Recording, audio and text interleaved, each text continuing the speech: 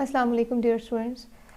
आज के लेसन में हम कुछ न्यूमेरिकल्स करेंगे जो कि पिछले हमने कुछ टॉपिक्स पढ़े हैं उससे रिलेटेड है। मेरे पास जो पहला न्यूमेरिकल है वो है कि जी find the energy of the photon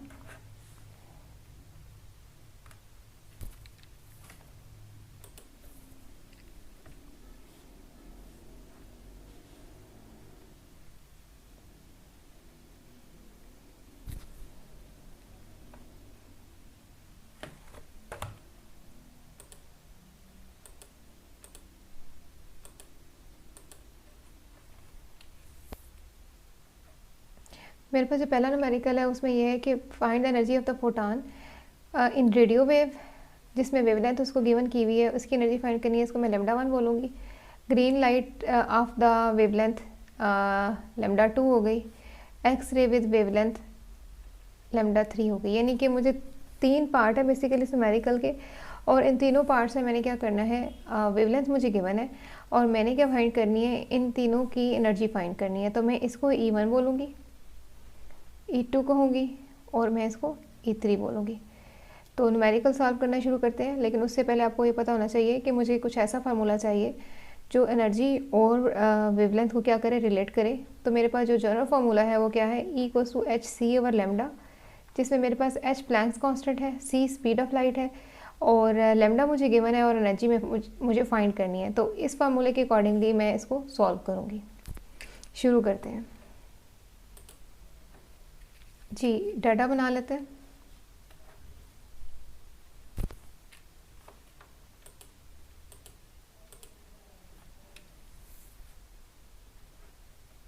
lambda 1 हमारे पास है 100 मीटर। लेमडा 2 मेरे पास है 550 नैनोमीटर। मुझे स्टैंडर्ड वैल्यूज़ चाहिए तो मैं इसको कन्वर्ट करूँगी मीटर्स में।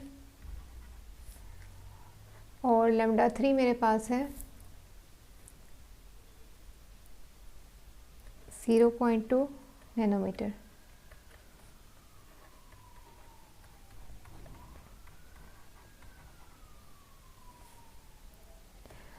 मुझे क्या फाइंड करना है, इससे रिलेटेड हर वेवलेंथ से रिलेटेड मुझे क्या फाइंड करनी है, एनर्जी फाइंड करनी है।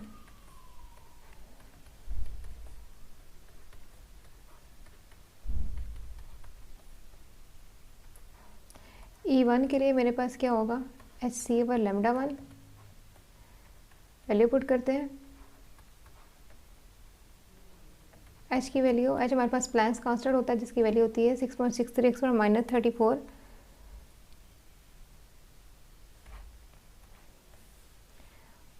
और अगर आप इसको यहाँ पहले ही लिख लें तो वो ज़्यादा बेहतर है। c हमारे पास होती है स्पीड ऑफ लाइट,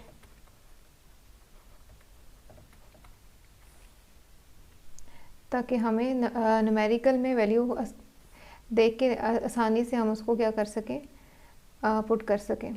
c की वैल्यू लिख लेते हैं और लेमडा की वैल्यू लिख लेते हैं, लेमडा 1 की क्या है मेरे पास 100। इस केस में मेरे पास जो रिज़ल्ट आएगा वो है हमारे पास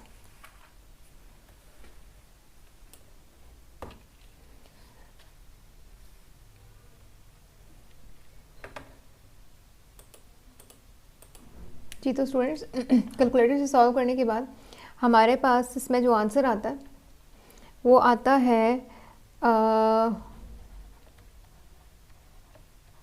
एक्सपोनेंट 19.89 एक्सपोनेंट -26 जूल। ये आंसर जो है वो आपका किस में है, वो जूल में है। अब अगली जो बात आपको मैं बताने लगी हूँ वो अपने गौर से सुननी है। आपको इन न्यूमेरिकल्स में जो आंसर चाहिए वो इलेक्ट्रॉन वोल्ट में चाहिए। तो हमें पता है कि 1 इलेक्ट्रॉन वोल्ट जो है वो हमारे पास इक्वल होता है 1.6 एक्सपोनेंट -19 जूल के। तो जब हमें जूल से इलेक्ट्रॉन वोल्ट में जाना है तो 1.6 एक्सपोनेंट -19 से क्या करेंगे, डिवाइड करेंगे। तो अभी मुझे जो आंसर मिला है, यानी कि मेरे पास जो E1 का आंसर था 19.89 एक्सपोनेंट -28, इसको मैं डिवाइड करूँगी 1.6 एक्सपोनेंट -19 से, तो मेरा जो आंसर है वो किस में कन्वर्ट हो जाएगा, इलेक्ट्रॉन वोल्ट में। और वो मेरा आंसर क्या आएगा, मेरा आंसर आएगा 1.24 एक्सपोनेंट -8 इलेक्ट्रॉन वोल्ट। इसी तरह से आपने, ये तो हमारे पास एक आंसर आ गया। इसी तरह से आपने क्या करना है, E2 की वैल्यू फाइंड कर लेनी है और E3 की वैल्यू फाइंड कर लेनी है। जी तो स्टूडेंट्स, E2 में भी हमारे पास फार्मूला तो वही रहेगा, लेकिन वैल्यू कहाँ पे हमारे पास चेंज हो रही है, एच सी अवर लेमडा 2 हो जाएगा हमारे पास। तो H और C को उसी तरह से आपने रखना है, C की वैल्यू को भी आपने इसी तरह से मेंशन करना है, ये हमें पहले से पता है। और आपने लेमडा की वैल्यू जो कि आपने SI यूनिट में कन्वर्ट की थी, स्टैंडर्ड यूनिट में कन्वर्ट की थी, वो आप लिखेंगे।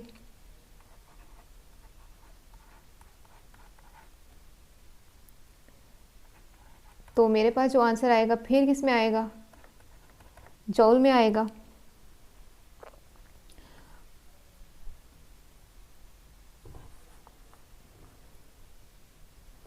तो जॉल में मेरे पास आंसर कितना आया,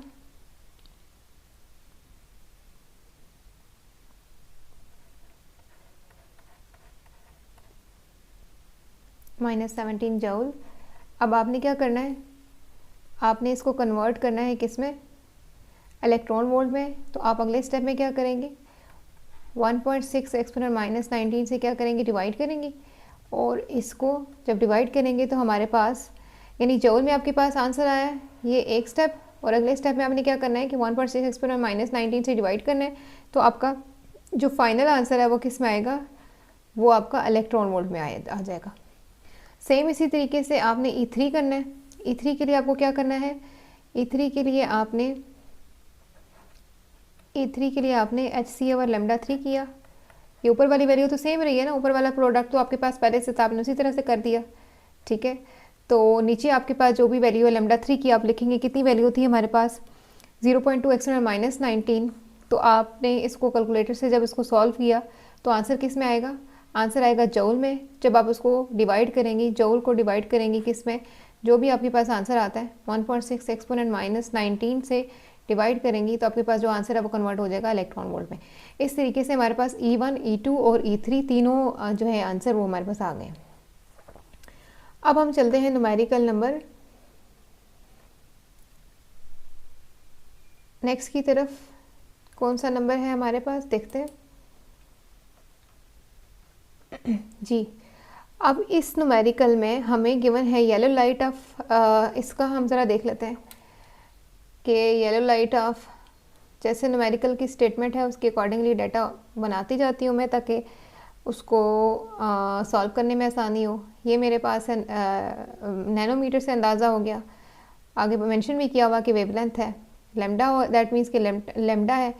सीजियम सरफेस के ऊपर जो है वो स्ट्राइक हुई है yellow light. The stopping voltage is found to be, stopping voltage क्या है उसका, सीजियम का V0 है, ठीक है। यानी कि आपके पास जो मेटल सरफेस है इसके ऊपर स्ट्राइक कौन सी हुई है, येलो लाइट स्ट्राइक हुई है। तो येलो लाइट की वजह से जाहिर है उसका जो स्टॉपिंग पोटेंशियल होगा वो डिफरेंट होगा। तो उसने मेंशन किया हुआ है कि वो कितना है, 0.25 वोल्ट। और हमें काइनेटिक एनर्जी क्या करनी है, फाइंड करनी है, और वर्क फंक्शन क्या करना है, फाइंड करना है। Very easy. अगर आपने पिछला लेक्चर अच्छी तरह से पढ़ा है जो मैंने आपको पढ़ाया था, तो आपको बहुत आसानी से ये समझ आ जाएगा। तो न्यूमेरिकल सॉल्व करते हैं।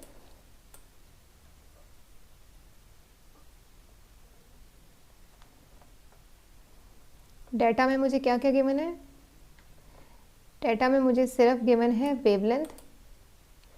वेवलेंथ कितनी है, वेवलेंथ कितनी है मेरे पास,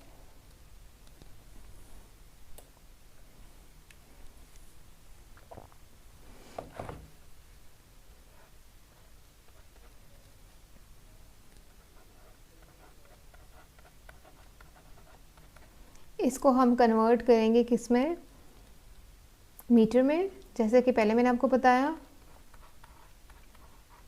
नैनो का मतलब होता है 10⁻⁻⁹। फिर हम क्या करेंगे, स्टॉपिंग पोटेंशियल की वैल्यू लिख देंगे। अच्छा, अब मुझे यहाँ पे जो कांस्टेंट्स हैं वो मैं लिख लूँगी कि कांस्टेंट जो है मेरे पास मुझे क्या क्या चाहिए। मुझे उसके लिए मैं क्या करती हूँ, पहले मैं लिख लेती हूँ कि मुझे फाइंड क्या क्या करना है। जब आपका डाटा क्लियर होता है और आपको ये क्लियर है कि आपने क्या फाइंड करना है, तो आपको खुद ही पता लग जाता है, अगर आपने टॉपिक पढ़ा हो तो क्या किस तरीके से आपने फार्मूला पुट करना है। तो मुझे यहाँ से अंदाज़ा हो रहा है, स्टॉपिंग पोटेंशियल का जिक्र है, तो जी हमारे पास जाहिर है इलेक्ट्रॉन E⁻₀ का इस तरीके से मैं बात करूँगी। ठीक है, ये तो हमने पढ़ा हुआ है। अब हम कुछ कांस्टेंट्स जो है वो पहले से ही लिख लेते हैं, क्योंकि इनका जिक्र आने वाला है आगे अपनी आसानी के लिए, और आपके एग्ज़ामिनर को भी ताकि क्लियर हो जाए कि आपको ये चीज़ें पता हैं। सी हमारे पास स्पीड ऑफ लाइट होती है, और उसके अलावा ई का मतलब है कि कितना चार्ज है किसके ऊपर, इलेक्ट्रॉन के ऊपर जो चार्ज है उसका मैग्नीट्यूड कितना है, तो ये हम सबको पता है। अब हम वैल्यू पुट कर देंगे, सिंपल 1.6 एक्सपोनेंट -19, एंड ये भी हमें गिवन था। तो जो आंसर आएगा वो किस में आएगा, आंसर जो है मेरे पास मैक्सिमम काइनेटिक एनर्जी मुझे फाइंड करनी थी, तो मुझे जो आंसर मिला वो क्या मिला, 4 एक्सपोनेंट -20 जूल। ठीक है, आपने इसको सॉल्व करके लिख लिया, तो मेरे पास क्वेश्चन का एक हिस्सा क्या हो गया, कंप्लीट हो गया। अब हम चलते हैं दूसरे हिस्से की तरफ, जो कि है जी वर्क फंक्शन। वर्क फंक्शन को फाइंड करने के लिए मैंने आपको फार्मूला बताया था कि आपके पास जो फोटान की एनर्जी होती है, यानी ई जो होती है, वो दो हिस्सों में डिवाइड होती है, एक काइनेटिक एनर्जी में और किस में, फाई में, यानी कि वर्क फंक्शन में। और वर्क फंक्शन कौन सी एनर्जी होती है, minimum energy required to remove electron या escape electron from the metal surface. अब हम इसमें चलते हैं, ओके। तो मैंने क्या बताया आपको, HF ऐसे लिखूंगी, HF equals to kinetic energy, max लिखते हैं तो ज़्यादा बेहतर है, नहीं लिखते तो भी अंडरस्टूड है कि ये जो काइनेटिक एनर्जी हमने फाइंड की उसी का जिक्र हो रहा है। 5 को आप एक साइड पे कर लें, HF इसी तरह से रहने दें, बल्कि नहीं, ये तो फ़ायदा चलेगा, तो यहाँ पे कौन सा साइन आ जाना चाहिए, यहाँ पे माइनस का साइन आ जाना चाहिए। काइनेटिक एनर्जी क्या हो जाएगी, इसी तरह से लिखा जाएगा। अब आपने क्या करना है, अब आपने इन सब की वैल्यू पुट कर देनी है, मगर फ्रीक्वेंसी तो हमें पता ही नहीं है। तो जो पॉसिबल चीज़ है लैम्डा की मैंने ना, तो इसको इस तरीके से आपने तोड़ना है, फार्मूला को इस तरीके से कन्वर्ट करना है कि जो आपको वैल्यूज़ गिवन है ना, आपने वो इसके अंदर पुट करनी है।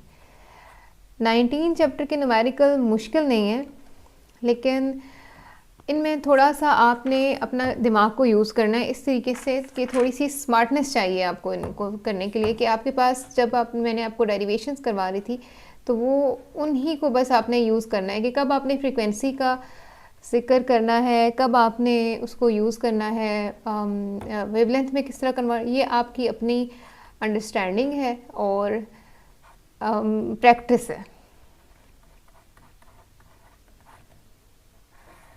वेवलेंथ जी हमें गिवन थी 577 नैनोमीटर, जिसको मैंने कन्वर्ट कर दिया था ऐसा यूनिट में, और मेरे पास जो वैल्यू आ गई है जी काइनेटिक की, वो मेरे पास इतनी वैल्यू आ गई है।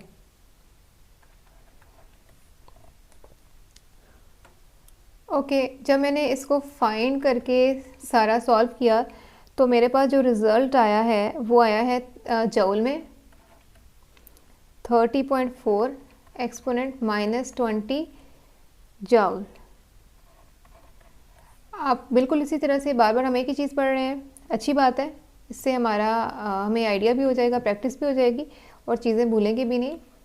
तो दोबारा फिर जूल से इलेक्ट्रॉन वोल्ट में कन्वर्ट करने के लिए हम क्या करते थे, हमने डिवाइड किया था इलेक्ट्रॉन वोल्ट में कन्वर्ट करने के लिए 1.6 एक्सपोनेंट माइनस 19 जूल से। तो हमारे पास क्या हो गया, ये सारा का सारा कन्वर्ट हो गया इलेक्ट्रॉन वोल्ट में। ठीक है, आपने साथ ही लिख देना इलेक्ट्रॉन वोल्ट। तो मेरे पास जो वर्क फंक्शन की वैल्यू आई है वो आई है 1.9 इलेक्ट्रॉन वोल्ट। मुझे दो ही चीज़ें फाइंड करनी थी, एक थी काइनेटिक एनर्जी और एक था वर्क फंक्शन, जो कि फाइंड कर लिया। डियर स्टूडेंट्स, हमने जितने टॉपिक्स पढ़े हैं उससे रिलेटेड न्यूमेरिकल्स कर लिए। इंशाल्लाह अगले लेक्चर में आप लोगों से मुलाकात होगी। तब तक अल्लाह हाफ़िज़।